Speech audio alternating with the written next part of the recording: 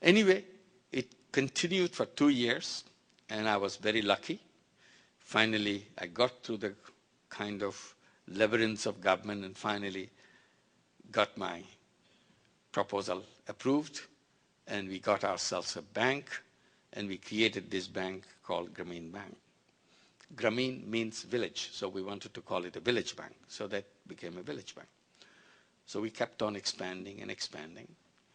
And today, right now, we have 7.5 million borrowers in Grameen Bank in Bangladesh.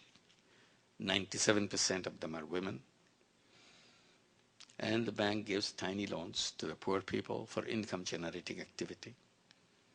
And they take the loan and start self-employment and improve their economic situation and move up the poverty situation. 64% of the borrowers of Grameen Bank who have been with Grameen Bank for more than 5 years have already crossed over the poverty line. So it's not a simple just giving loans. It's a step-by-step people are moving out of poverty. Every day, every week, every month, more and more families are moving out. And we have been concentrating on one particular area now, the children of Grameen families. The Grameen families are basically illiterate families, cannot read, cannot write. These are women who never held money in their hand, no experience whatsoever. For the first time, touching money is an exciting feeling for them, for it. In many occasions, when you will be lending money in the beginning, when you give this tiny loan, as small as $30, $35 loan, women will be holding this loan and literally shake, couldn't believe that so much money is in her hand. And tears will roll down, cannot believe anybody has trusted her such an enormous amount of money. And she feels that nobody believed her, nobody trusted her for a penny. Now this bank comes and gives her so much money. And in her mind, she runs through her experience. And then she resolves that if anybody has trusted her with so much money, she would like to give her life to protect that trust, so that that trust is never broken. And exactly she does that. She works very hard to make sure every penny gets paid back on the dot, never delayed. So if you can kind of multiply this experience 7.5 million times, you can understand what Grameen Bank is. That's where we are.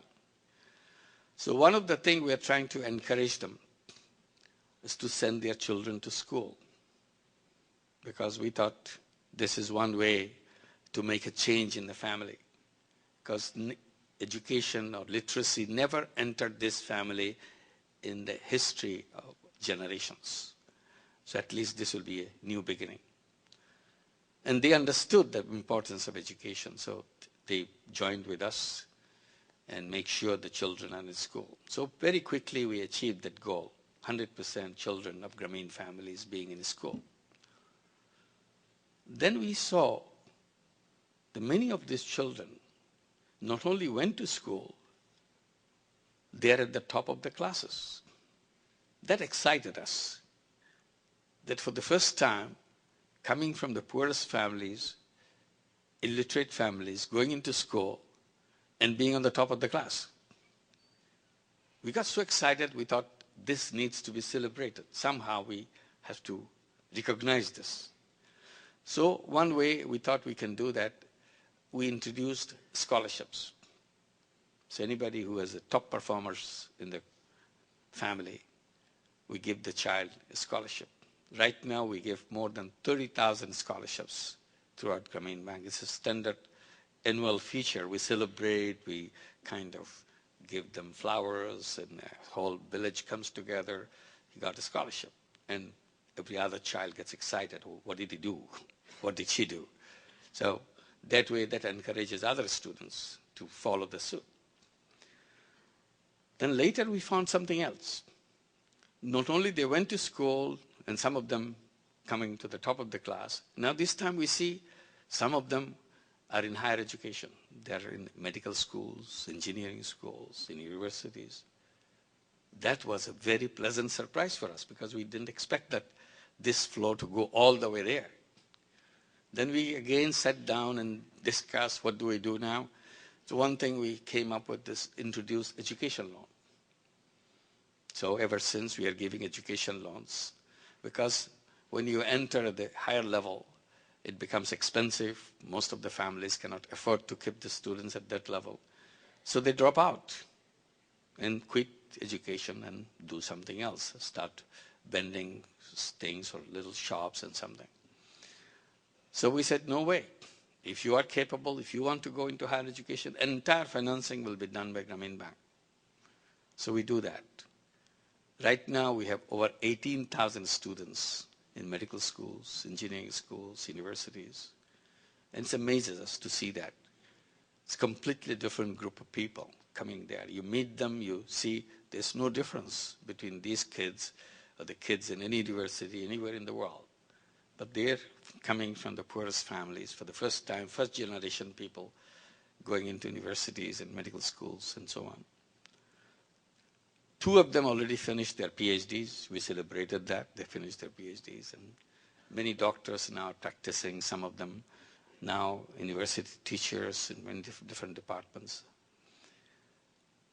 So this is a new generation coming from this generation which entered the first time the Grameen Bank. So our idea is the cycle of poverty which continues within their family should be broken. So with these children coming up with this new generation, they will create a new wave rather than join the same old cycle, repetitive cycle that went on for generations and generations. Another aspect that we introduced recently, I think, would be very interesting for you. There are lots of debates. Microcredit, the kind of work that we do, became very well known throughout the world. Many people want to do that. So it created a lot of controversies. One not controversy, I would say criticism that sometimes it's brought out in the discussions on the table. Then microcredit is a wonderful idea, but it works only for entrepreneurial poor who has the capacity to go into business and so on. But most of them are not entrepreneurs. So for them, it won't work. Particularly poorest of the poor don't have the entrepreneurial capacity. They should be left alone with the safety net programs, meaning handouts, charity program, welfare programs, and that sort of programs. And I always oppose those kind of things by saying that, and this became my conviction, and I continue to maintain that conviction. My conviction is all human beings are entrepreneurs, no exception. So it's built into the human life. A child is born with that entrepreneurial capacity. It's a human dimension built into it. But we have created a society where many people never discovered the talent that they have inside of them. So for them, they feel maybe I'm not an entrepreneur. All I can do is work for somebody else. It's not really true that he or she doesn't have it. Simply, that person never had the opportunity to unwrap the gift she has inside of her. Society never encouraged it, never allowed it to have a peep into that wonderful gift he or she carries. So I think that's the failure of the society, not the failure of the person. And I give the example of a bonsai tree. I said, if you take the best seed of the tallest tree in the forest and plant it in a little flower pot and let it grow, it grows only this big. Then you wonder what happened to it.